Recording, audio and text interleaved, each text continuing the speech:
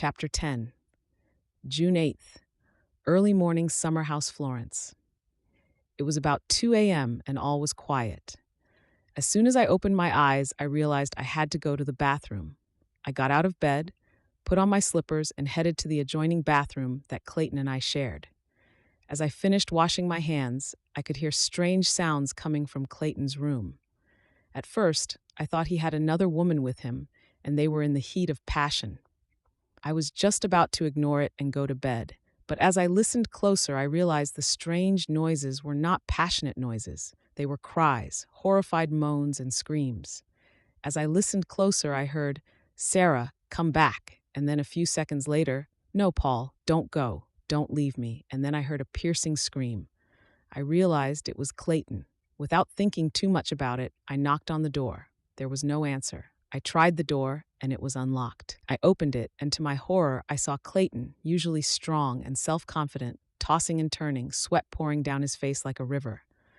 Unsure of what to do, I went over to the bed and shook him gently. "Clayton, Clayton, wake up. It's me. Florence, you're having a nightmare. Wake up." When he opened his eyes, I was shocked to see a vulnerable, scared little boy. "Clayton, what's wrong? You scared me. Are you all right?" In his eyes, I could see that he was debating whether to tell me the truth or tell me a lie. As his breathing slowed down, he said, "If I tell you something, it cannot leave this room. Got it? Nobody can know that we ever had this conversation. I cross my heart that whatever you say to me, Clayton, won't leave this room." He took a deep breath and invited me to sit down on his bed. "Florence, ever since I've come back from Afghanistan, I have been having these paralyzing nightmares. Doctors say I have post-traumatic stress disorder, which often happens to those who come back from war. I've never talked about Sarah and Paul in detail with anyone, and you need to promise me again that what I say to you right now will never, ever, ever leave this room." "I promise," I said in a quiet whisper. I met Paul while boarding the bus for boot camp. We struck up a friendship right away. He was always joking or trying to pull a prank on somebody. He was from Tulsa, Oklahoma, and he was also a 15th generation soldier like me, so we bonded quickly. We talked about everything we were going to do and how we would always have each other's backs. When I met Paul, it was the first time I'd ever met somebody who was interested in who I was as a person and not just as a soldier. Paul loved to pull pranks on people and was always getting in trouble. I remember one time Paul put shaving cream on our captain's toothbrush. When the captain found out, he got in so much trouble, but we both laughed about it, and so did the entire platoon. No matter how anybody was feeling, Paul would always know how to make them smile. When we were feeling down and missing home, and Paul would always know what to say to give us hope that we would be with our family someday and that this would all be over. He was that kind of person everyone loves to be around because of his positive spirit. It could be the most horrible circumstances, bullets flying, soldiers dropping like flies, and Paul would still find something positive to say. "Sounds like a wonderful person," I said to Clayton. He gave me a smile, but it didn't quite reach his eyes. At the end of my first tour, Paul and I were sitting in a canteen for soldiers. We were on leave at the time and didn't have a place to go.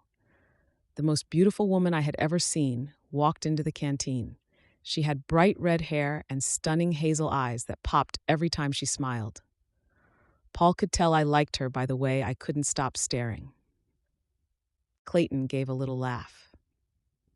With encouragement from Paul, I went over to her. It turned out her name was Sarah, and she was a nurse from Wisconsin working to help teach children English. I fell hard and fast for Sarah. Like Paul, she was a never-ending source of positivity and strength. Without Sarah and Paul, I never would have made it as far as I did. I told them everything. In the day, I had Paul to keep me out of trouble and to be positive, because all the death and destruction I saw around me was depressing. And at night, either through letters or phone calls with terrible reception, Sarah would love me with her words of understanding and wisdom. She always knew what to say, and she was always so good at dealing with people and their issues. Clayton took a deep breath. I waited, sensing that this part of the story would be the hardest to tell.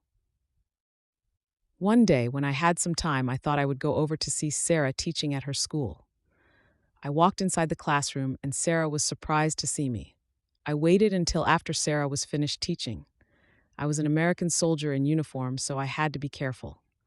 I knew it was dangerous, but I had a ring for her, and in my mind, that would be worth any danger. After I left the base to go to the school, orders came in that the enemy would be near the school where Sarah was teaching.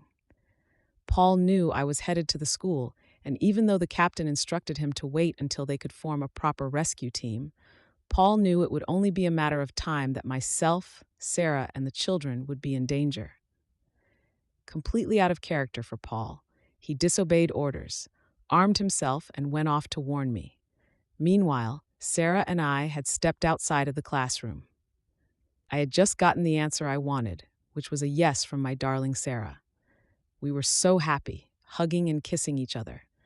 The children heard all the commotion and came running outside, about 200 children in all. Suddenly, I heard a shot, and to my horror, I saw my beloved Sarah fall to the ground. She was killed instantly. Without time to think, I grabbed my rifle from its holster and started shooting. There were about 6 men. Shots came from every direction. Little children, who seconds before were laughing and jovial, lay dead on the floor. Blood was everywhere.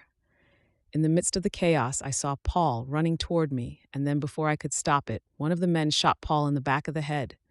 He fell right where he stood. When the horrible massacre was over, 150 children, Sarah and Paul, were dead. 50 children and myself managed to get out alive. I was almost dishonorably discharged for not going with the platoon and putting Paul's life in danger. But because Paul and Sarah both died that day, I think the lieutenant had pity on me and let me continue with my duties. From that day forward, I was never the same.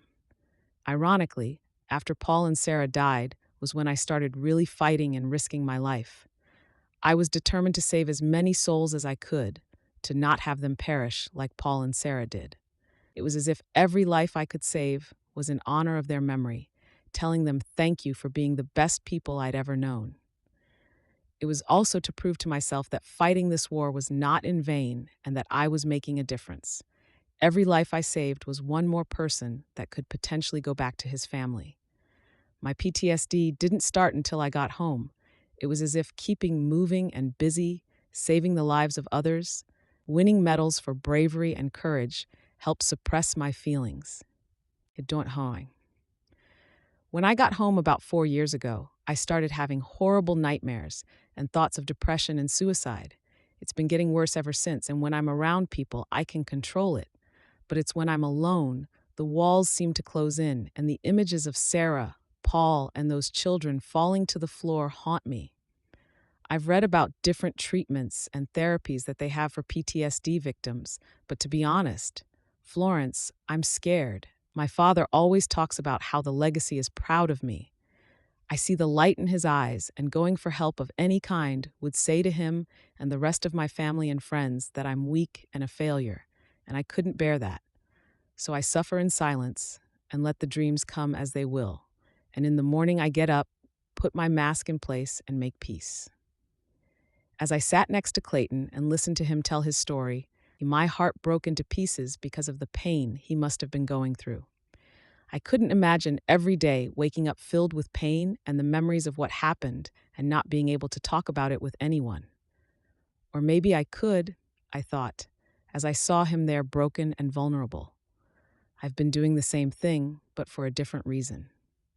Tears came to my eyes, and I just wanted to reach out and hold him and tell him that he wasn't the only one afraid or keeping secrets.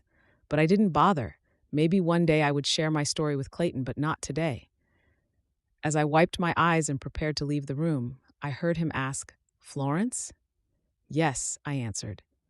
He halted as if unsure whether to ask his question, and then he said, "Will you stay with me? I think I find it much better to sleep if someone is here. And now that you know the truth, you could help me through it if I have another nightmare." I was all ready to say no. After all, we're 30 years old and grown adults. We weren't even dating, for God's sake. But as I saw him there looking so vulnerable and helpless, I couldn't help but say yes. I grabbed a pillow from my room, came back in, and settled on the floor beside Clayton's bed. I had no idea why he decided to break his silence to me, of all people, about what really happened to his best friend and his fiancée. But I'm glad he did, and I knew that our relationship became stronger. And secretly, I couldn't wait to see what would happen during the rest of the 2 weeks we were at the summer house.